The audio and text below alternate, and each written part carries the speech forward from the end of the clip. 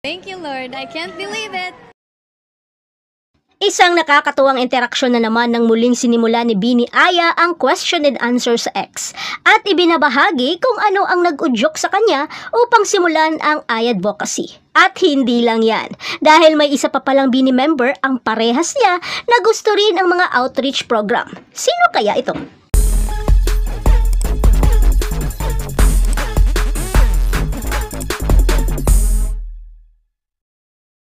Ang advokasya ay isang espesyal na love club project ni Aya kung saan ginagawa niyang tradisyon ang pagbisita sa iba't ibang komunidad at pasilidad mula Setyembre hanggang Disyembre.